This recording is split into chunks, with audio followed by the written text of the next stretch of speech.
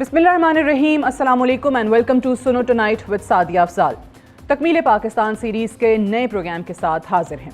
आज मुस्लिम उम्मा अल्लाह के अजाब की गिरफ्त में है। हम ज़बूहाली का शिकार हैं।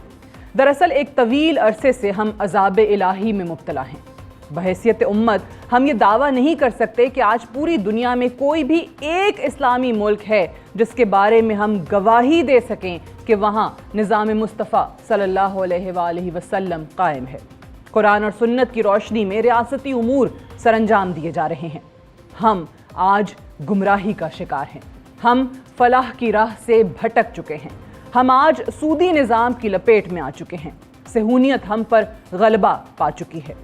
पाकिस्तान के मगरब में अफ़गानिस्तान और ईरान के बाद मशरिक़ वुस्ता के इस्लामी ममालिक का एक तवील सिलसिला नज़र आता है। दुनिया के नक्शे पर अगर नज़र दौड़ाई जाए तो कई दहाइयों से बहुत से मुस्लिम ममालिक जंगो जदल में मसरूफ़ हैं, या किसी न किसी मौशी दलदल में धंस चुके हैं, या मगरब और सेहूनियत के पैरोकार बनकर फ़ख्र महसूस करते हुए दिखाई दे रहे हैं। अपने वतन अजीज़ पाकिस्तान से सिलसिले का आगाज़ किया जाए तो आज हम सूदी निज़ाम की लपेट में हैं। IMF की रजामंदी से हमारा बजट तश्कील हो रहा है और दहशतगर्दी के खिलाफ जंग गुज़श्ता 2 दहाइयों से आज भी जारी है। अफ़गानिस्तान भी गुज़श्ता कई दहाइयों से हालत जंग में है। खारजी ताकतें जब भी अफ़गान सरजमीन से निकलती हैं तो एक अंदरूनी खलफशार जन्म लेता है जिसका ना रुकने वाला सिलसिला भी जारी है। ईरान मगरबी मौशी पाबंदियों की जद में है। शाम और इराक़ की हालत ज़ार भी हमारे सामने है। कई दहाइयों से दोनों ममालिक गैर मुल्की जंगों का शिकार रह चुके हैं। शाम में आज भी खाना जंगी है और इजरायली जारहियत का सामना भी करना पड़ रहा है। उर्दन और मिस्र मुकम्मल तौर पर अमरीकी और इजरायली लॉबी का हिस्सा बन चुके हैं। पाकिस्तान की तरह मिस्र भी अपनी मईशत की बहाली के लिए मगरबी मालियाती इदारों की मदद का तलबगार रहता है। लिबिया के हालात भी कुछ अच्छे नहीं हैं। दुनिया की तमाम दहशतगर्द तंजीमें लिबिया को अपने लिए एक सेफ हेवन तस्वुर करती हैं। यमन की बात की जाए तो यमन की सूरत हाल भी मखदूश है। गुज़श्ता 1 दहाई से यमन ईरान और सऊदी अरब की प्रॉक्सीज के लिए मैदान जंग बना हुआ है। आज की तारीख में यमन के शहरियों को खुराक भी मुयस्सर नहीं। कहत का एक समा है। फ़लस्तीन की तकलीफ दे सूरत हाल किसे नहीं पता। 9 माह की जंग के दौरान 38,000 से ज़ायद फ़लस्तीनियों की शहादतें भी मुस्लिम दुनिया के बेदार करने के लिए काफ़ी नहीं। तुर्किया की बात की जाए तो गुज़श्ता 9 माह की इसराइली जारहियत के दौरान तुर्किया की बेबसी हम देख रहे हैं। तुर्किया नेटो का मुस्तकिल रुकन होने पर फ़ख्र महसूस करता है और एक तवील अरसे से यूरोपीय यूनियन का रुकन बनने का ख्वाहिशमंद भी है। सल्तनत उस्मानिया माजी का एक किस्सा बन चुकी है।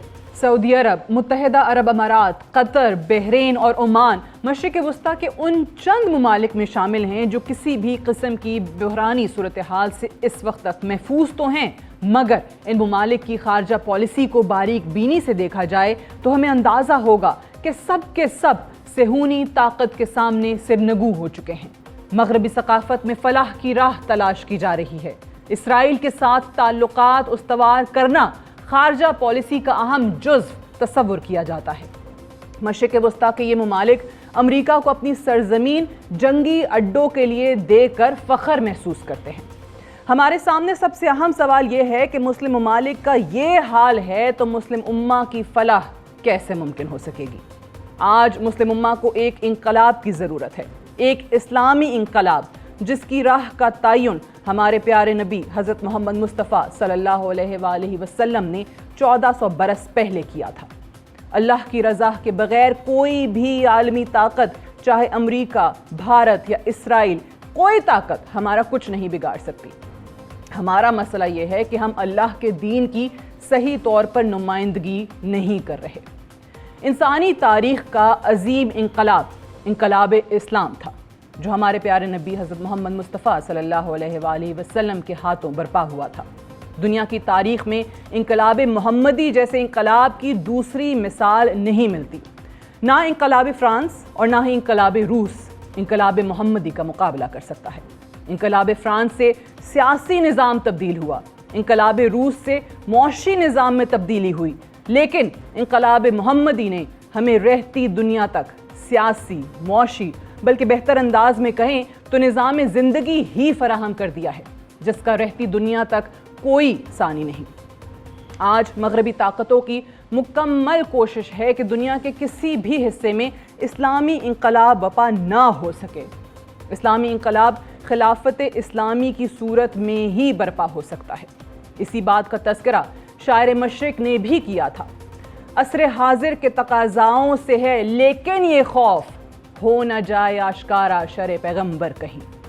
امریکہ اور اس کے حواری چاہتے ہیں کہ ان کی خواہش کے مطابق نیو ورلڈ آرڈر دنیا میں رائج ہو جائے، اور مشرق وسطیٰ کی حالت زار دیکھ کر ہم صحیح معنوں میں کہہ سکتے ہیں کہ اس وقت مغربی آرڈر قائم ہو چکا ہے۔ مغربی نیو ورلڈ آرڈر دراصل یہودی ورلڈ آرڈر ہے، لیکن ہمارے پیارے نبی محمد مصطفیٰ صلی اللہ علیہ وآلہ وسلم ہمیں پہلے ہی باخبر کر چکے ہیں کہ قیامت سے قبل پوری دنیا پر دین اسلام غالب ہوگا، اور دنیا پر دین اسلام غالب ہونے سے پہلے یہ دین اسلام کسی ایک ملک میں قائم ہوگا، اور اللہ نے پاکستان کا قیام بھی اسی مقصد کے لیے ایک معجزے کے طور پر کیا تھا۔ آج بھٹکتی ہوئی امہ کو ایک تحریک اور چنگاری کی ضرورت ہے۔ امت ایک انقلاب کی متلاشی ہے، اور انقلاب ہی ہماری منزل کا تعین کر سکتا ہے۔ شاعر مشرق علامہ محمد اقبال نے کہا تھا، نشان راہ دکھاتے تھے جو ستاروں کو، ترس گئے ہیں کسی مرد رہداں کے لیے۔ آج اسی ٹاپک پہ بات کریں گے۔ مہمانوں کا آپ سے تعارف کروا دوں۔ میرے ساتھ اسلام آباد اسٹوڈیو میں موجود ہیں مفتی گلزار نعیمی صاحب، امیر ہیں آپ اہل حرم پاکستان کے، بہت بہت شکریہ آپ کی تشریف آوری کا۔ ہمارے ساتھ قیصر احمد راجہ صاحب موجود ہیں، ریناؤن محقق ہیں، ریسرچ اسکالر ہیں، بہت شکریہ راجہ صاحب آپ کی تشریف آوری کا بھی، اور زبردست آپ کی ویڈیوز ہم دیکھ رہے ہوتے ہیں، آپ کا کام ہمارے یوتھ تک اسپیشلی پہنچ رہا ہوتا ہے، سو تھینک یو۔ علامہ زبیر احمد ظہیر صاحب بھی ہمیں جوائن کر رہے ہیں لاہور میں، سربراہ ہیں اسلامی جمہوری اتحاد پاکستان کے۔ علامہ صاحب السلام علیکم، آپ کو بھی پروگرام میں خوش آمدید کہتے ہیں۔ وعلیکم السلام۔ اور آپ سب کو بھی خوش آمدید پروگرام میں۔ ہمارے ساتھ یہاں پر اسٹوڈنٹس موجود ہوتے ہیں مختلف یونیورسٹیز کے آڈینس میں، اور آج ماشاءاللہ سے ساری ہماری فیمیل اسٹوڈنٹس ہیں، سو ویلکم ٹو دا شو۔ مفتی گلزار نعیمی صاحب، اگر میں آپ سے ہی یہاں سے آغاز کروں، یہ بتائیے کہ جو ہم نے اسلامی ممالک کے حالات ابھی انٹرو میں بیان کیے، تقریباً 58 کے قریب اسلامی ممالک ہیں، کہیں جنگوں کا شکار ہو گئے، کہیں جو ہے وہ ان کی حالت زار ہمارے سامنے ہے، اور جو کہیں نہ کہیں معاشی اعتبار سے بہتر ہیں وہ آپ کو نظر آئے گا کہ کیسے مغربی طاقتوں کے اعلی کار بنے ہوئے ہیں۔ یہ ہم کس نہج پر لے آئے ہیں اسلامی ممالک کو؟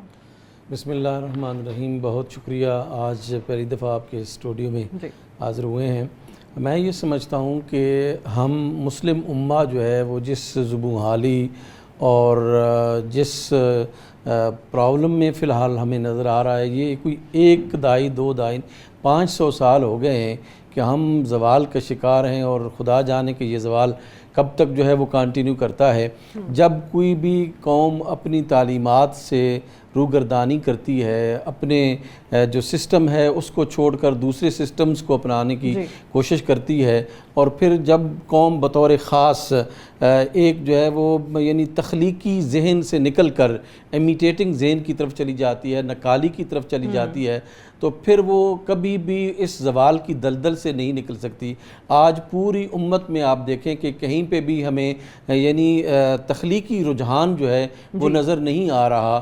ہم جو ہے وہ دوسروں کی یعنی ہم یہ نہیں دیکھ رہے کہ یہ درست ہے یا یہ ٹھیک ہے یا یہ غلط ہے، ہم یہ دیکھتے ہیں کہ فلاں جگہ سے ایک انوویشن ہوئی ہے، اس کو ہم نے فالو کرنا ہے، اور اپنے انداز سے جو ہے وہ نہیں۔ ہمارے جو اکابر ہیں، ہماری جو امت مسلمہ نے تقریباً 1000 سال تک پوری دنیا میں جو ہے وہ ایک علمی ڈنکا بجایا، اور میں یہ سمجھتا ہوں کہ ان کی بنیاد کیا تھی، وہ تخلیقی صلاحیتیں رکھنے والے لوگ تھے، اور انہوں نے چیزوں کو نئے طریقوں سے جو ہے وہ متعارف کرایا، اور علم میں ایون کہ ہماری امت کے جو بڑے اکابرین علماء سکالرز تھے، انہوں نے نئے علوم تخلیق کیے، یعنی نئے علوم تخلیق کیے۔ بہت سارے علوم ایسے ہیں جو مسلمانوں نے تخلیق کیے ہیں، لیکن آج جو ہے جب سے ہم نے ایک امیٹیٹنگ بیہیویئر اختیار کیا ہے وہ زوال کی طرف ہم جا رہے ہیں. بنیادی طور پر یہ ہے کہ ہمیں تخلیق کی طرف جانا ہوگا. تخلیق کے بغیر جو ہے وہ کوئی قوموں کی دنیا میں سرداری نہیں کر سکتی ہے. بالکل صحیح کہہ رہے ہیں. اچھا کیسر احمد راجہ صاحب اسی کو آگے بڑھاتے ہیں. ہم جب دیکھتے ہیں کہ پاکستان جو کہ اسلام کے نام پہ حاصل کیا گیا, اس وقت نعرہ کیا بلند ہوا, لا الہ الا اللہ, پاکستان اس پہ بنا. ہم نے قائد اعظم کو بھی سیکولر گرداننے کی کوشش کی, بہت سارے لوگوں نے ان کے خلاف بھی کیمپین چلائی, ہم نے بانیان پاکستان کو بھی برا بھلا کہا. لیکن اس وقت جب وہ بانیان جدوجہد کر رہے تھے پاکستان بنانے کی خاطر تو بڑے کلیئر تھے. وہ کہتے تھے کہ جناب یہاں پر دین محمدی چلے گا, یہاں ہم اسلام کے نام پہ ملک حاصل کر رہے ہیں, یہ صرف خطہ ارضی نہیں حاصل کرنا مقصود, بلکہ ہم نے یہاں پر اسلامک لاز یا جو ہمارا قرآن ہمیں کہتا ہے, جو دین کہتا ہے, وہ چلے گا. بعد میں کیا ہوا, ویئر ڈڈ وی گو رانگ, کہ آج ہم سمجھ ہی نہیں پا رہے ہیں کہ ہم یہاں سے سسٹم لے لیں, ان کا سسٹم لے لیں, کیسے ملک کو چلائیں, کیسے نظام چلائیں. یہ بات بالکل آپ نے درست کہی. میں نے 2 ٹرمز کوئن کیا, یا آپ کہہ لیں کہ مختلف ٹرمز کو اکٹھا کر کے 2 نئی ٹرمز, ایک قائد جیکنگ اور ایک ball jacking. Very good. And there is a good reason for it. Orwell نے جو ان کا بڑا شہرہ آفاق ناول ہے 1984, اس میں ایک فارمولہ دیا ہے, ویری پروفاؤنڈ فارمولہ, کہ جو آپ کا مستقبل وہی کنٹرول کرے گا جس نے آپ کے ماضی پہ کنٹرول کیا ہے, اور آپ کے ماضی پہ وہی کنٹرول کرے گا جس نے آپ کے حال پہ کنٹرول کیا ہوا ہے. سو ہم نے اگر آگے بڑھنا ہے تو ہمارے پاس اب 2 رستے ہیں. ایک یہ ہے کہ میٹیریلسٹک ویسٹسٹ آئیڈیاز کو ہم لے لیں, اسلام کو پیچھے کر دیں, اور دوسرا یہ ہے کہ ہم جاتے ہیں اگین جو غزالیہ نیرا ہے, یا جو قائد کی تھوٹ ہے, اقبال کی سوچ تھی کہ آپ اپنے زمانے کے حساب سے اپ ٹو ڈیٹ ایسے مسلمان رہیں جن کی اسپرچل گراؤنڈنگ ریلیجن میں ہو, لیکن وہ دنیا سے پیچھے نہ ہوں, سائنس کے میدان میں, ٹیکنالوجی کے میدان میں. تو ہمارے سیکولرز کے لیے ضروری ہے کہ وہ پھر غزالی ہوں, اقبال ہوں, ڈاکٹر عبدالقدیر ہوں, قائد ہوں, ان سب کو ڈسکریڈٹ کر دیں, یا ان کو سیکولر ڈکلیئر کر دیں, یا ان کو ایک ولن کے طور پہ پیش کریں. اس لیے کہ آپ نے اگر اس ماضی پہ قبضہ کر لیا ہے تو آپ مستقبل پہ قبضہ کر لیں گے, کیونکہ اب الٹرنیٹیو یہ رہ جائے گا کہ اب اگر آپ نے ترقی کرنی ہے تو وہ فارمولاز جو ویسٹ نے پچھلے 200 سال میں دیے ہیں, جو مٹیریلزم کی بیس پہ ہیں, جہاں پہ انسان سے اس کی ایجنسی کو کموڈٹی میں تبدیل کر دیا گیا ہے, آپ اس کو پرسو کریں تو آپ ترقی کریں گے. تو یہ بات آپ کی بالکل درست ہے. بٹ اوبیسلی اگر ہم بھی اسی پاکستان میں ہیں اور اس نیریٹو کو ہم کامیاب ہونے دیں, then there is no point for us to be here. تو وہ تو انشاءاللہ کامیاب نہیں ہو سکتا. وہ طاقتیں, وہ جو اس نیریٹو کو کنٹرول کرتی ہیں, ذرا ان پہ روشنی ڈالیں نا, کہ آپ نے یہ یوتھ آپ کے سامنے بیٹھی ہے, آپ نے یوتھ تک کیا پیغام پہنچایا کہ جناب وہ قائد جو ہے نا وہ بڑے سیکولر تھے, وہ تو یہ اسلام کی یا اس کی بات ہی نہیں کرتے تھے, وہ تو کہتے تھے تمام مذاہب جو ہے نا وہ ایک روایتی قومی ریاست کی بات کرتے تھے, حالانکہ پاکستان واز اے نظریاتی ریاست, ڈے 1 پہ یہ نظریے کی بنیاد پہ بنی. سو وہ جو لوگ جنہوں نے یہ کنفیوز کیا ہماری اس جنریشن کو, یا خیر سالوں سے یہ چیزیں چلتی آ رہی ہیں, وہ طاقتیں کون سی ہیں؟ آئی تھنک وہ طاقتیں وہی ہیں جنہوں نے ماڈرنٹی کے نام پہ پوری دنیا میں ایک جو طاقتیں جو بھلے وہ ویسٹ میں انہوں نے افریقہ کو تباہ کیا, وہ پلنڈرنگ کی, لوٹنگ کی. ہمارا ایشیا کا, انڈیا کا پرٹیکولرلی جو سب کانٹیننٹ ہمارا ہے, کوئی 20% سے زیادہ گلوبل جی ڈی پی ہمارا ہوتا تھا, اور ان کے جانے کے بعد 2-3% رہ گئے. یہ وہی طاقتیں ہیں. فرق یہ ہے کہ پہلے براہ راست ان کے یہاں پہ طاقت ہوتی تھی اپنے وائس رائز کے ذریعے. اب یہ ہیں کہ ان کے وائس رائز ہمیں ہمارے پولیٹکس میں, میڈیاز میں, جگہ جگہ ہمیں ملنا شروع ہو گئے ہیں. اب ہمارے بچوں کا جہاں تک تعلق ہے تو دیکھیں, ان بیچاروں کی مجبوری یہ ہے, غلطی میں نہیں کہوں گا, مجبوری یہ ہے کہ انہوں نے دنیا میں آزادی دیکھی نہیں ہے. ٹھیک ہے. یعنی پہلے براہ راست غلامی کا دور تھا, اس کے بعد جو ایک انڈائریکٹ غلامی آ گئی, تو انہوں نے جو ہسٹری پڑھی, جو انہوں نے دنیا میں دیکھا, امریکہ, ویسٹ, ان کا رائز. اب ہمارا جو کام ہے, آگے چل کے اس پہ ہم مزید بات کریں گے, کہ دیکھیں ویسٹ کے کولیپس کے ماہرین ایکیڈیمیا میں اس نتیجے پہ پہنچ چکے ہیں کہ ویسٹ کا یہ صدی ان کی آخری صدی ہے. the western hegemony is about to come to end, which means کہ اب دنیا میں ایک پاور ویکیوم آنے والا ہے. so how can we put our heads together to fill that, ہم جو مسلمان 57-58 ملک ہیں. ٹھیک ہے, اس پہ بات کرتے ہیں. میں ذرا علامہ زبیر صاحب آپ کی طرف بھی آتی ہوں. یہ فرمائیے گا کہ جس طریقے سے ہم بات کر رہے ہیں کہ اس وقت یوتھ میں تو چلے کنفیوژن ہے ہی, جو ملک کو چلانے والے لوگ ہیں جن کے ہاتھوں میں ملک کی باغ ڈور ہے اور بہت عرصے سے ہے, چاہے آپ کوئی بھی نظام کی بات کر لیں, جمہوریت کہہ لیں, آمریت کہہ لیں, صدارتی نظام لے آئیں, سب نے عوام کو فیل ہی کیا ہے, ناکام ہی کیا ہے, کیونکہ ان کی فلاح اس نظام کے اندر تو ان کو نظر نہیں آئی ہے. فلاح جہاں پر تھی, جس مذہب کے نام پہ یہ ملک بنا, وہ اوبیسلی ہمارا مذہب ہے. مذہب بھی نہیں ہے بلکہ دین ہے, کیونکہ پورا وے آف لائف ہے. مذاہب تو دنیا میں بہت سارے ہیں, ہم وہ چیز کیوں فراموش کر چکے ہیں؟ اور جس طرح یہاں پہ بھی بات ہوئی تھی کہ آپ نے اسلام کو بالکل ہی ایک اس طریقے سے پورٹرے کر دیا کہ یہاں پر تو جدت آ ہی نہیں سکتی ہے, یہاں پر تو علوم کی, سائنس کی, ٹیکنالوجی کی بات ہو ہی نہیں سکتی ہے. اور انفارچونیٹلی معذرت کے ساتھ مجھے الفاظ استعمال کرنے دیجئے کہ ہمارے ہاں کوئی بھی اگر دین کی بات کرتا ہے, اسلام کی بات کرتا ہے, تو اس کو بہت پسماندہ, بہت ہی فرسودہ نظریات کا مالک شخص جو ہے وہ تصور کیا جاتا ہے. ذرا روشنی ڈالیے گا اس پہ. بسم اللہ الرحمن الرحیم. سب سے پہلے تو میں آپ کا مشکور و ممنون ہوں کہ آپ نے یہاں مجھے گفتگو کرنے کا موقع فراہم کیا. میرے جو پیشرو دونوں مقررین تھے انہوں نے بہت ہی اچھی گفتگو کی ہے.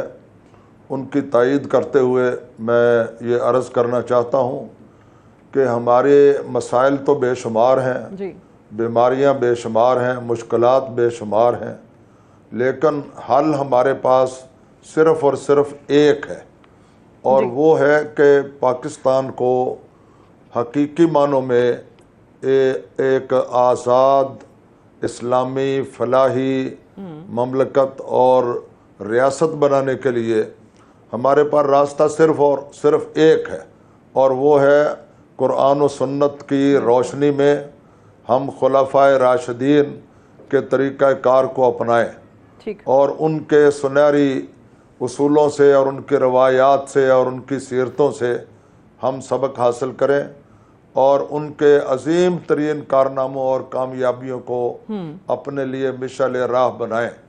باقی رہی یہ بات کہ جو آج تک ہمارے قائدین آئے ہیں اور جو سیاسی یا مذہبی قائدین ہیں, ان میں اکثریت جو ہے وہ آج اسلام کو بالکل فراموش کر چکی ہے. اب ایک تو سیاسی قائدین ہیں, سیکولر طبقات ہیں, دوسرا اس سے بڑا المیہ یہ ہے کہ آج کل کی جو مذہبی جماعتیں ہیں جو اپنے آپ کو دینی تحریکیں کہتے ہیں, وہ بھی نفاذ اسلام کی بات چھوڑ چکے ہیں. میں بھی یہ پوچھنے ہی لگی تھی آپ سے, سپلیمنٹری سوال ہی میرا آنے لگا تھا کہ بہت بڑے بڑے ہمارے علماء کرام, مذہبی جماعتیں جن کی ہیں, وہ بھی اس نظام کا حصہ ہیں, پارلیمان کا حصہ ہیں. ان کے منہ سے ہم نہیں سنتے کہ یہاں پر لے کر آئیں, آپ شرعی نظام لے کر آئیں. وہ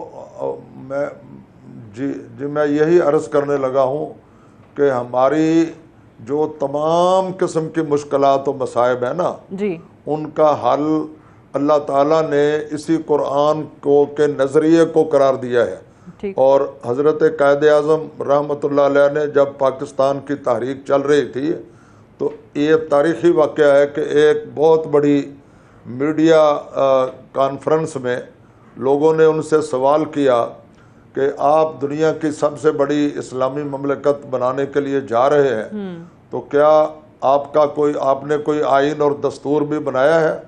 تو حضرت قائد اعظم رحمۃ اللہ علیہ نے فرمایا تھا کہ دستور اور آئین بنانے کی ضرورت ان کو ہوتی ہے جن کے پاس پہلے سے دستور نہ ہو. ہمارے پاس قرآن پاک موجود ہے, پاکستان کا دستور قرآن پاک ہوگا. تو اب آپ اندازہ فرمائیں پھر کس طرح لوگوں نے قائد اعظم کے بارے میں لوگوں کو یہ کہا کہ وہ سیکولر سوچ اور فکر کے مالک تھے. ان کے زمانے میں یہ نعرہ لگا تھا, پاکستان کا مطلب کیا, لا الہ الا اللہ, اور یہی وہ نعرہ تھا جس نے اس تحریک آزادی میں روح پھونکی تھی. ہمارا کل بھی یہی ہماری شفا کا ذریعہ تھا, آج بھی ہماری تمام مشکلات کا ذریعہ صرف اور صرف یہ ہے کہ ہم اللہ کی طرف لوٹیں اور سرور کائنات محمد رسول اللہ کی پیروی اس طرح اختیار کریں جس طرح خلفائے راشدین نے اختیار کیا. بالکل صحیح کہہ رہے ہیں. اور آپ نے ابھی جو ذکر بھی کیا کہ قائد اعظم نے بتا دیا تھا کہ اس ملک کا دستور کیا ہوگا یا کیا نظام اس ملک میں چلے گا, تو بہت کلیئر تھے, ان کو کہیں پر کوئی ابہام نہیں تھا. پاکستان کا آئین, پاکستان کا دستور, جس کا ہمارے سیاستدان کریڈٹ لیتے ہیں کہ یہ تمام لوگوں نے اس پر اتفاق کیا تھا, 1973 کا آئین بنا, اس کے پریمبل میں تو ہے کہ اللہ کی حاکمیت ہے. لیکن اگر ہم انہی لاز کو پڑھتے ہیں یا ان شکوں کو پڑھتے ہیں جو اس آئین کے اندر درج ہیں, اس میں بہت ساری ایسی امینڈمنٹس بھی آتی ہیں جو کہ شاید ہماری اشرافیہ کوئی خاص طبقے کو تو فائدہ پہنچا رہی ہوتی ہیں, لیکن جو بنیادی مقصد تھا ملک بنانے کا وہ کہیں نہ کہیں بھلا دیا گیا ہے. مجھے ایک بریک لینی ہے, بریک سے واپس آئیں گے, ڈسکشن ہماری جاری رہے گی اور اسٹوڈنٹس کے کچھ سوالات بھی پروگرام میں شامل کریں گے. Welcome back. پروگرام میں ایک بار پھر سے خوش آمدید. جیسے آپ جانتے ہیں کہ گزشتہ چند ہفتوں سے ہم یہ تکمیل پاکستان سیریز آپ کے لیے لے کر آئے ہیں، اور جس کا بنیادی مقصد ایک اویئرنیس جو ہے اس کو یہاں پر ڈیبیٹس کے ذریعے جنم دینا ہے، اور اپنی نوجوان نسل تک یہ پیغام پہنچانا ہے کہ پاکستان بننے کا مقصد کیا تھا، وہ کون سی طاقتیں ہیں جنہوں نے اصل پیغام کو یا اصل مقصد کو ہائی جیک کیا، اور جس انداز میں ہم چل رہے ہیں مختلف ایکسپیریمنٹس کرنے کے بعد، مختلف نظام آزمانے کے بعد، کیا وجہ ہے کہ وہ ڈیلیور نہیں کر پا رہے. جتنی ہماری ڈسکشنز ہوتی ہیں، جتنا ہم اس پر غور کرتے ہیں، تو یہی پتہ چلتا ہے کہ اصل وجہ یہی ہے کہ آپ نے قرآن اور سنت کا راستہ چھوڑ دیا ہے. آپ نے جس مقصد کے لیے اس ملک کو بنایا گیا اس نظام کو آپ یہاں پر لاگو نہیں کر پا رہے ہیں، اور اس کے مخالف بہت آوازیں ہیں. شاید یوں کہا جائے کہ اگر مغرب کے اعلی کار بن کے لوگ یہاں پر اس کے خلاف باقاعدہ طور پہ تحریکیں چلا رہے ہیں تو غلط نہیں ہوگا. بہرحال پینل ہمارے پاس موجود ہے، وہ زیادہ بہتر انداز میں اس پہ روشنی ڈالیں گے. انہی سے ہم بات بھی کر رہے تھے. سوال انکلوڈ کرتے ہیں. آپ پہلا سوال. جی السلام علیکم. وعلیکم السلام. میرا سوال یہ ہے کہ ابھی جیسے ہم یہ بات کر رہے تھے کہ ہم لوگ قرآن اور سنت سے بہت زیادہ ہم دور ہیں، لیکن میں نے یہ بات بہت زیادہ بار نوٹس کیا کہ جو ہماری یوتھ ہے ان کو ریلیجن کی جو انفارمیشن ہے وہ بہت سرفیس لیول پر ہے. ہمیں یہ بتایا جاتا ہے کہ آپ نے 5 وقت نماز پڑھنی ہے اور روزے رکھنے ہیں رمضان کے، اس سے زیادہ اگر ہم ان ڈیٹیل جائیں تو ہمیں نہیں پتہ. تو اگر ہم لوگ یہ بات کرتے ہیں کہ آگے پاکستان کی دوڑ اگر یوتھ کے ہاتھ میں، ہم مختلف پلیٹ فارمز بناتے ہیں، ہم مختلف انیشیٹیوز لیتے ہیں کہ ہمیں نوکریاں دی جائیں، لیپ ٹاپس دیے جائیں، لیکن ایسا کوئی انیشیٹو کیوں نہیں ہے کہ جو یوتھ ہے ان کو واقعی میں پتہ چلے کہ جو قرآن ہے اس کا اصل مطلب کیا ہے. ہم میں سے بہت سارے لوگوں نے 30 پارے پڑھے ہیں لیکن ٹرانسلیشن سے شاید نہیں پڑھے، اس کی تفسیر کیا ہے وہ ہمیں نہیں پتہ. اور جب تک ہمیں وہ پتہ ہی نہیں ہوگی، کل کو اگر if we take things in our own hands we don't even know what religion is. تو یہ بات تو ہوتی ہے، لیکن ایسا کوئی انیشیٹو کیوں نہیں ہے کہ جہاں پر یوتھ کو باقاعدہ طور پر یہ سمجھایا جائے کہ یہ اصل رستہ ہے. ہم بات تو کہہ رہے ہیں کہ اصل رستہ ہے، بٹ لیکن دیز آر دا ٹیچنگس. آپ نے سود کی بات کی تھی، ہمیں سے کتنے لوگوں کو شاید سود کا اصل ڈیفینیشن پتہ ہی نہیں ہے کہ وہ کیا ہے. تو میرا یہ خیال ہے کہ جو ہمارے علماء کرام ہیں، why don't they create a plate form اور ٹیک این انیشیٹو جہاں پر یوتھ کو باقاعدہ طور پر چیز سکھائی جائے. بہت اچھا سوال ہے مفتی صاحب، اس کا میں چاہوں گی آپ جواب دیں. اور یہ بالکل صحیح کہہ رہی ہیں. ابھی ہم جب اپنے پولیٹیکل نظام میں بھی یوتھ کی انوالومنٹ دیکھتے ہیں تو ہمیں یہ ضرور نظر آتا ہے کہ فلاں پولیٹیکل پارٹی کو سپورٹ کرنا ہے یا دوسرے کو کرنا ہے، ایک لیڈر اچھا ہے، دوسرا لیڈر اچھا ہے، لیکن اصل لیڈر جو ہیں ہمارے ان کے بارے میں نہیں ذکر کیا جاتا، ہمارے پروفٹ کا ہمیں نہیں بتایا جاتا. اور یوتھ یہ تو ڈیمانڈ کر دے گی، اس کو ووٹ کر دیں گے جو نوکریاں دے دے گا. گاؤں میں آپ جائیں گے وہ کہہ دیں گے کہ مجھے جاب دلا دو، میری گلی پکی کر دو، میں اس کو ووٹ کر دوں گا. کتنے یوتھ کو اتنا آپ نے اویئر کیا ہے کہ وہ یہ ڈیمانڈ کریں کہ جو اسلامک لاز کے نفاذ کی بات کرے گا میں اس کو ووٹ کروں گا؟ بہت ہی اہم سوال ہے. میں یہ سمجھتا ہوں کہ اس ملک کی بدقسمتی ہے کہ یہاں پر 2 نظام جو ہے وہ تعلیمی نظام پیرالل چل رہے ہیں. ایک مدرسے کا نظام ہے اور ایک جدید عصری تعلیم کا جو ہے وہ نظام ہے. تو ان کے درمیان بعد المشرقین ہے، دونوں کے درمیان کوئی کوریلیشن جو ہے وہ نہیں ہے. نہ ادھر سے ادھر جاتے ہیں نہ ادھر سے ادھر جاتے ہیں. تو مسائل جو ہے وہ بیسیکلی میرے خیال کے مطابق کریکولم کے ہیں. اور نصاب تعلیم جو ہے جب تک اس کو ہم اسلامی تعلیمات کے ساتھ ہم آہنگ نہیں کرتے اس وقت تک جو ہے وہ یہ مسئلہ حل نہیں ہوتا. آپ نے بڑی خوبصورت آپ نے انٹرو میں کہا کہ یہاں پر سسٹم جو ہے وہ بالکل یعنی بڑا عجیب ہے کہ یہاں پر ساری چیزیں جو ہے وہ باہر کے پریشر سے جو ہے وہ کی جاتی ہیں. آپ یہاں پر ایک نصاب تعلیم جو پچھلے ادوار میں ایک فریم کیا گیا، وہاں پہ جتنی بھی اسلامی تعلیمات تھیں ان کو نکالنے کی کوشش کی گئی ہے، نئی چیزوں کو جو ہے وہ داخل کرنے کی کوشش نہیں کی گئی. ہمارے نصاب میں باقاعدہ طور پر جو سکولز، یونیورسٹیز اور کالجز میں پڑھایا جاتا ہے اس میں باقاعدہ طور پر جو ہے وہ ریشو طے کرنی چاہیے کہ اتنی پرسنٹیج جو ہے وہ اسلامی تعلیمات کی ہوں گی اس میں، اور اتنی پرسنٹیج جو ہے وہ جدید عصری جو علوم ہیں، نیچرل سائنسز ہیں، دیگر چیزیں جو کچھ بھی ہے. علامہ اقبال کہتا ہے قوم مذہب سے ہے، مذہب جو نہیں تو تم بھی نہیں، جذب باہم بھی نہیں، محفل انجم بھی نہیں. تو قوم کو جب تک آپ ایک مذہب کے میدان میں نہیں لے کے آئیں گے اور ایک پلیٹ فارم نہیں دیں گے اس وقت تک ہم بحیثیت قوم مضبوط اور مستحکم بھی نہیں ہو سکتے. ہمارا پورا سسٹم جو ہے وہ ہم ایک دن سے لے کر آخری زندگی تک, زندگی کے آخری دن تک ہم مسلمان ہیں, لیکن ہماری روایات جو ہے وہ ختم ہوتی جا رہی ہیں. بالکل صحیح کہہ رہے ہیں. وہ سیاست میں بھی جب ہم دیکھتے ہیں نا کہ اگر آپ کو نہ ریلیجن نظر آ رہا ہو تو اس پہ بھی علامہ اقبال کے شعر کا ہی مصرع ہے نا کہ جدا ہو دی سیاست سے تو رہ جاتی ہے چنگیزی. راجہ صاحب کے لیے سوال. جی السلام علیکم, میرا نام نائرہ صبا ہے, انٹرنیشنل اسلامک یونیورسٹی سے. میرا سوال یہ ہے کہ ہماری سوسائٹی میں بلاسفمی کے نتیجے میں 60 سے زائد اموات ہو چکی ہیں, لیکن اس کے باوجود جو ہمارے قانون نافذ کرنے والے ادارے ہیں وہ اس کے خلاف کیوں کوئی سخت ایکشن نہیں لیتے؟ اور ہمارے جو علماء کرام ہیں وہ عوام کے اندر نمبر ایک وہ برداشت کیوں پیدا نہیں کر پا رہے, اور دوسرا یہ کہ انہیں یہ کیوں نہیں سمجھا پا رہے کہ ہمارا مذہب ہمیں اس چیز کی اجازت نہیں دیتا. بالکل ٹھیک ہے, اچھا سوال ہے. کیسے راجہ صاحب ابھی ریسنٹ انسیڈنٹ بھی ہوئے ہیں ایسے, تو اوبیسلی تکلیف کا باعث بنتا ہے. اگرچہ یہ کولیکٹیو ایشو سب کا ہے, بالکل, لیکن آئی تھوٹ کہ جو سوال میرے والا تھا وہ ادھر چلا گیا, ان کا والا آپ کے پاس آ گیا. تو یہ اچھا ہے نا, چینج ہونا چاہیے نا. یہ بھی وہ جو کہتے ہیں نا پریڈکٹیبل چیزیں ہوتی ہیں نا, اس سے ہٹ کے کچھ ہونا چاہیے. دیکھیں ہمارا ایک پبلکلی ایک سٹانس ہے کہ ہمارے قانون میں اس حد تک اس کی امپلیمنٹیشن ہونی چاہیے کہ بلاسفمی کا الزام لگ گیا تو بلاسفمی ہو گئی ہے. یہ بات ذہن میں رکھیں کہ آئدر وہ الزام سچا لگا ہے, اور اگر جھوٹا لگا تو جھوٹے الزام لگانے والے نے بھی بلاسفمی کر دی ہے. وچ از ٹو سے کہ اگر ہم نے رستہ روکنا ہے تو اس کا یہ ہے کہ جو بھی غلط الزام لگاتا ہے اس کے اوپر بھی بلاسفمی لوز ہی اپلائی ہونے چاہیے کہ وہ الزام لگانے سے پہلے 100 بار سوچے. اب یہ ایک ویڈیو کلپ ایک 2 سال کی بات ہے, آئی تھنک کراچی میں ہماری ایک کرسچن سسٹر پارکنگ اٹینڈنٹ, وہ پارکنگ کا ڈسپیوٹ ہوا تو وہ جو آگے صاحب تھا ہمارا اپنا بھائی مسلمان, وہ کہ میں بلاسفمی کا الزام لگا دوں گا. اگر تم نے میرے رسول صلی اللہ علیہ وسلم کا نام اتنا بے توقیر سمجھتے ہو تو معاذ اللہ کہ تم پارکنگ کے لیے بھی ان کے نام کو لے کے آؤ گے, تو بلاسفمی کا الزام تو تم پہ لگنا چاہیے. تو اگر اس طرح سے بھی 1-2-4 لوگوں کی پکڑ دھکڑ ہوتی ہے تو پھر الزام لگانے والے بھی سوچیں گے, اور اس میں کوئی ڈاؤٹ نہیں ہے کہ یہ وہ معاملہ ہے جہاں پہ ہم حساس ہیں. وچ از ٹو سے کہ یہ نام ہم کبھی بھی ڈسکریڈٹ نہیں ہونے دیں گے, کیونکہ ڈیپر ایک اس کی جو کانسیکوینس ہے وہ یہ ہے کہ لوگ شاید اس نام کی قدر کرانا چھوڑ دینا چاہتے ہیں کہ یہ تو اس تو آپ ان کا نبی پاک صلی اللہ علیہ وسلم کا نام چھوٹی چھوٹی بات پہ اگر یہ والا الزام لگا دیں گے, لیکن اگر واقعی کسی نے یہ جرم جس سے مرتکب ہے کسی کا کوئی توہین واقعی کی ہے تو پھر اس کو سزا بھی دلائیں نا.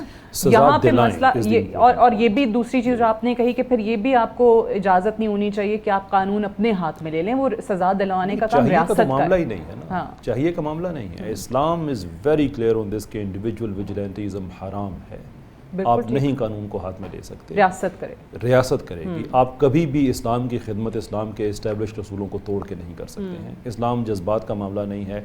حد تو یہ ہے کہ وہ ایک صحابی ہیں, ایک ایسے آدمی کو جنگ کے دوران, جنگ کے بالکل جب وہ قتل ہونے کے قریب آیا, اس نے کلمہ پڑھا تو جناب رسالت آپ صلی اللہ علیہ وسلم نے اس چیز پہ کتنی دفعہ سوال دہراتے رہے اور یہ پوچھتے رہے کہ تو نے اس کا دل کھول کے دیکھا تھا. تمہاری ذاتی رائے تو میٹر ہی نہیں کرتی ہے, جس نے کلمہ پڑھ لیا.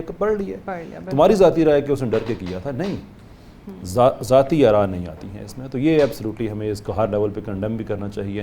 Very very important. مجھے ایک بریک لینی ہے, بریک سے واپس آئیں گے, ڈسکشن ہماری جاری رہے گی اور اسٹوڈنٹس کے سوالات بھی پروگرام میں شامل کریں گے. Welcome back. پروگرام میں ایک بار پھر سے خوش آمدید. علامہ صاحب کے لیے Momina Tariq from international Islamic university. ہمارے علماء کرام امت کے اتحاد کی بات کرتے ہیں, لیکن مجھے یہ جاننا ہے کہ مسئلہ فلسطین پر اب تک 7 اکتوبر سے لے کر اب تک کتنی بار ہمارے علماء کرام نے اب تمام مسائل کے علماء کرام کو اکٹھا کیا ہے کہ ہم مسئلہ فلسطین پر ایک ہیں, اور ہم اس کے لیے اپنی ریاست کو, اپنی حکومت کو مجبور کریں کہ وہ لوگ کچھ کریں.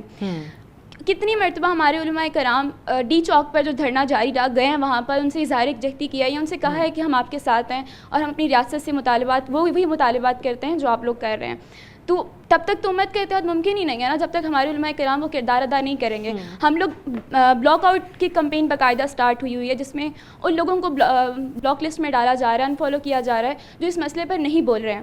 تو انفارچونیٹلی ہمارے علماء کرام بھی اس لسٹ کا حصہ بنتے جا رہے ہیں کیونکہ وہ لوگ اس مسئلے پر بات نہیں کر رہے ہیں. ٹھیک ہے, آپ کا سوال آ گیا, اس میں تھوڑا سا اگر اجازت دے تو میں ایڈ کر کے پھر علامہ صاحب آپ کی طرف آتی ہوں کہ انہوں نے کہا کہ علماء کرام اس پہ بات نہیں کر رہے ہیں. آپ نے ڈی چوک پہ جو جاری دھرنا ہے اس کا ذکر کیا.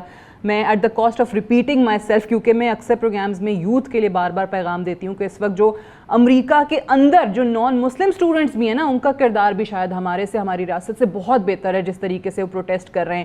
علماء کرام ادھر نہیں گئے, ہمارے کتنے اسٹوڈنٹس جو ہیں وہ دھرنے میں گئے ہیں.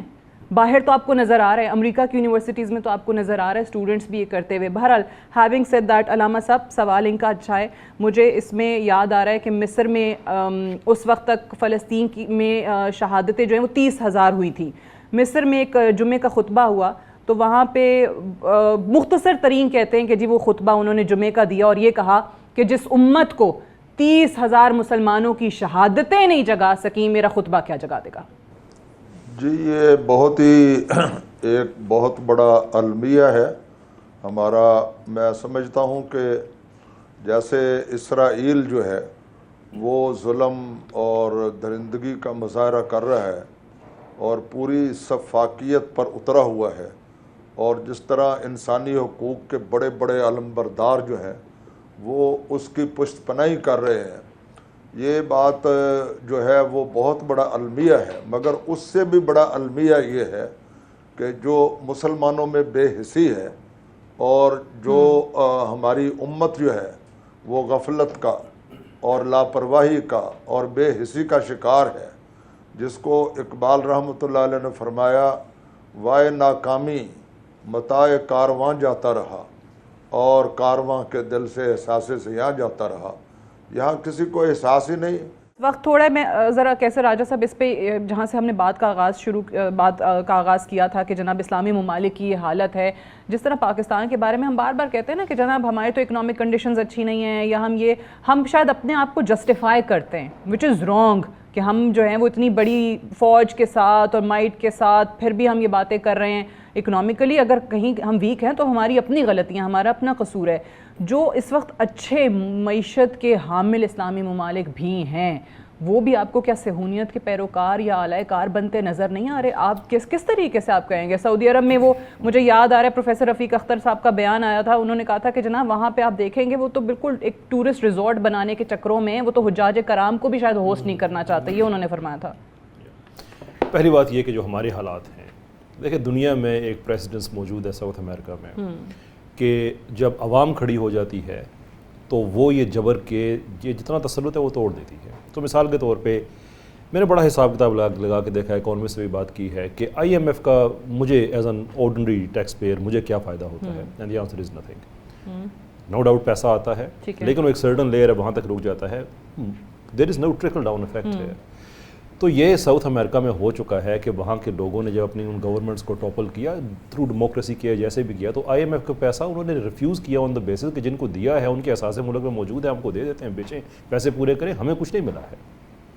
سو فار دیٹ ریزن ہمارا اپنا سولوشن تو اس چیز میں موجود ہے. دوسری چیز جو ہے کہ جو زیادہ طاقتور ملک ہیں, دیکھیں طاقتور ہوں یا نہ ہوں, جب آپ ایک آرڈر کا حصہ بنتے ہیں تو پھر آپ کو اس کا حلال حرام ایکسیپٹ کرنا پڑتا ہے. That simple, which is the reason کہ ہمیں ضرورت ہے کہ ہم اپنے آرڈر کی طرف جائیں, اور اس کے لیے جو سب سے پہلا قدم ہے جو بائیفرکیشن ہے اسپریچول ورسز مٹیریل, یہ ختم کریں. کہ اسلام کو ہم نے کانسیپٹ بنایا ہوا ہے ایک اسپریچولیٹی کا کہ اس سے آپ اچھی اسپریچول ایک آپ کے اندر ایک ٹرانکولیٹی آئے گی, اور یہ جنت دوزخ کا معاملہ اگلے جہاں کے. او بھائی شریعت اس ملک میں آئے گی, آپ کے بجلی کے بل نہ ہونے کے برابر آئیں گے. شریعت کا یہ اصول ہے, اسپیڈی جسٹس ہوگی, لگیں, کرپشن ختم ہوں گے. There is a material benefit of it. خلیفۃ الارض بنایا ہے تو اس لیے کہ خلافت کی, تو یہاں پہ میں مجھے معذرت کے ساتھ, لیکن جب میں خلافت کی بات بھی ذرا کرتی ہوں کہیں نہ کہیں تو بہت سے لوگ مجھے ایسے لگتا ہے الرجک ہیں, بات بھی نہیں سننا چاہتے اس بارے کہ کوئی ڈبیٹ تو بعد میں ہونی ہے, کوئی آرگومنٹ تو بعد میں آنا ہے, وہ لگتا ہے نام ہی نہیں سننا چاہتے خلافت کا. دیکھیے یہ دو چیزیں ہم کو مکس کر دیتے ہیں, ایک شریعت ہے, ایک خلافت ہے. ایز اے مسلم مجھ سے اگر آپ پوچھے پاکستان میں خلافت ہو یا نہ ہو تو میں کہوں گا ہو, کیونکہ میرا ایک اسپریچول ڈی این اے اس کے ساتھ کنیکٹڈ ہے. لیکن اگر نہ ہو اور مجھے یہ بھی پتہ ہے کہ اس نے ہونا بھی نہیں, تو کیا میں شریعت کے لیے جدوجہد چھوڑ دوں؟ بالکل صحیح کہہ رہے ہیں. اللہ کے رسول صلی اللہ علیہ وسلم نے یہ فیصلہ دے دیا ہے کہ نبوی منہج پہ خلافت وہ جو گزر چکی ہے خلافت راشدہ کی, یا جو کہ پھر امام مہدی نے لے کے آنی ہے. ان بٹوین ہمیں پتہ ہے کہ یہ خلافت جس کو ہم ڈھونڈ رہے ہیں وہ نبوی منہج پہ اس نے تو نہیں آنا ہے. لیکن اس کا یہ مطلب ہے کہ کیا میں سود کو ان دا مین ٹائم ایکسیپٹ کر لوں، یہ کہوں کہ جب امام مہدی آئیں گے تو پھر سسٹم ٹھیک ہو جائے گا، میں حلال حرام کی تمیز چھوڑ دوں؟ شریعت کا نظام، اس کے لیے جد و جہد کرنی ہے. اور اسلامک ڈیموکریسی جس کا میں پرپوننٹ ہوں، اس کا سمپل مطلب یہ ہے کہ آپ ایک خلیفہ ہی بنا لیں. جیسے امریکہ کا صدر ایک طرح کا خلیفہ ہی ہوتا ہے، لیکن اس کو ہر کچھ عرصے کے بعد لوگوں کی طرف ریفر کرے کہ کیا تم اس کہ لوگ یہ سمجھتے ہیں کہ تم اللہ اور اللہ کے رسول کے نظام کو تم نے قائم کیا ہوا ہے، نہیں کیا. تو حضرت ابوبکر رضی اللہ تعالیٰ عنہ کی جو انوگریشن کی اسپیچ ہے، اس میں ایک سے زیادہ مرتبہ انہوں نے کہا کہ جب تک تم مجھے کتاب و سنت کے رستے پہ پاؤ تو میری پیروی کرنا، وچ از ٹو سے کہ اسلام اس چیز کو انڈورس کرتا ہے کہ اگر آپ کا حکمران نہیں ہے اس قابل، ریموو کریں ایک نئے آدمی کو لے کے آئیں، وچ از اسلامک ڈیموکریسی. وہ شریعت کا نظام، سود ختم ہو، Islamic democracy. Islamic. I am glad you use this term because ہمارے یہاں جب ڈیموکریسی کی بات آتی ہے تو اس کو کہتے ہیں یہ تو لبرلز کی ہے اور سیکولرزم سے اس کو بالکل کنیکٹ کر دیا جاتا ہے. ہمارے ہاں کلیئر ہے کہ اللہ اور اللہ کے رسول کے فیصلے کے سامنے کسی مرد اور عورت کے پاس کوئی حق نہیں ہے. یہ سورہ احزاب کی آیت نمبر 26 کلیئر ہے اس میں. لیکن وہ آدمی جو ہمارا خلیفہ ہے، ہمارا حکمران ہے، کیا وہ واقعی اسلامک سسٹم کو امپلیمنٹ کر رہا ہے یا نہیں کر رہا؟ پیپل آر دا بیسٹ جج آف دیٹ. اگر نہیں کر رہا تو اس کو ریموو کر کے واپس لے آئیں. میرے پاس وقت سوری کسی اور کو لے آئیں. بالکل صحیح، میرے پاس وقت ختم ہو گیا ہے اور یہ ڈسکشن ایسی ہے کہ ہم جتنا بھی اس پروگرام کو کھینچنا چاہیں اتنی ہی سوال بھی آپ کے آج کم آئے، معذرت اس کے لیے، بٹ نیکسٹ نشست کے لیے اٹھا رکھتے ہیں. بہت شکریہ کیسر راجہ صاحب آپ کا بھی، مفتی صاحب آپ کا، علامہ صاحب آپ کا بھی، آپ نے ہمیں جوائن کیا. اور ہمارے یہ مہمان جو ہیں وہ دوبارہ بھی آبویسلی آنے والے ایپیسوڈز میں آپ کسی نہ کسی میں دیکھ رہے ہوں گے. ڈسکشن کو ہم یہ جاری رکھیں گے جب تک ہو سکتا ہے. کوشش کر رہے ہیں اس پلیٹ فارم سے کہ پیغام آپ تک پہنچے. اور آپ لوگوں کا بھی شکریہ تمام اسٹوڈنٹس کا جنہوں نے ہمیں جوائن کیا. آج کے لیے اتنا ہی. گڈ نائٹ اینڈ اللہ حافظ.